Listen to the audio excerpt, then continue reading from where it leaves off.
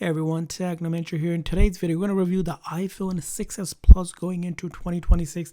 If this phone is still worth it, if you're currently using it, upgrading from it, upgrading to it, everything you need to know, we're going to go ahead and discuss that. But before that, quick overview on this phone. Remember, this is a 2015 iPhone, which means this it's going to be a little over 11-year phone, which is quite some time for any device on the market, and for it to still be usable is pretty awesome. Now, quick thing here, it is a 5.5 display here. This is a Retina LCD display compared to the newer phone, which go with the OLED display here. It comes with A9 chip with 2 gigs of RAM, which is capable for most basic tasks. Now, in terms of storage, you're starting with 16 gig and you can get up to 128 gig. Remember, you can expand on iPhones more than that, so now 128 gig seems to be really small compared to newer phones that get up to 1 terabyte on the iPhones. Now, in terms of the camera, you do have one 12 megapixel rear back camera with 5 megapixel front camera again, and then you have things like the SIM card tray and then the headphone jack as well, and then the home button as well. Some of the vintage design of the iPhone that are going to include it in this body here.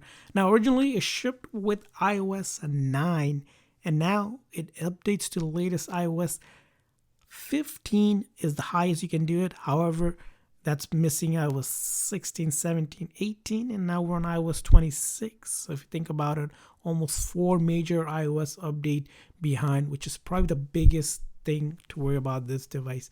Other than that, if you're looking at connectivity, you're getting only 5G LTE. There is no 5G on this, only 4G LTE. 5G was introduced starting with the iPhone 12 and newer devices. So how does this phone hold up?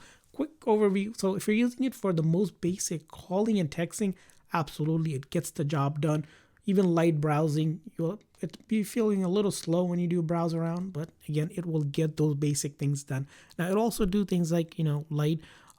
If you're listening to music or even just on YouTube, you can still pretty much play most YouTube video. And good thing about it is bigger phone means a little bit bigger display, which makes it nice and easy as well. Now it'll also work for things like if you're using it as a GPS device or even a dedicated music player or a secondary device. Because of the headphone, some people actually prefer having those headphone jack to it. Now, the other thing about this phone that you probably have not considered here is social media still works for the most part. Apps that won't work are your banking apps because they require the latest version. So that's going to be an issue. Sometimes you're going to have to go ahead and update some of the app, like you can see WhatsApp, but it will continue to work still because they're kind of backwards supported up to a degree, but it could drop any moment where the app decides it will no longer be supported. So you're kind of running that risk as well because of the age of this phone. So again, some of the major limitation, again, as I mentioned, if we try to go to update it, you won't be able to update it. You will be able to get some security updates here and there that Apple releases or on bug fixes. However, nothing past that as well. And the app supportability, it's going to be a big issue that's going to come up. And because it is a A9 chip compared to the newer phone, it might feel very sluggish if you use something a little bit more modern as well. And then limitation of 4G versus 5G. So if you have a 5G plan, you're not really going to be able to get those 5G speed on this device. And the other thing about this phone is it's a battery life.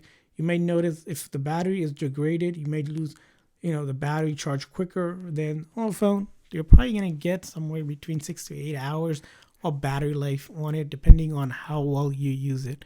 So again, the bottom line for the iPhone 6s Plus going into 2020 is relatively inexpensive. It's so expensive, it's probably something you can get under $50 on sites like Amazon, even eBay or Marketplace.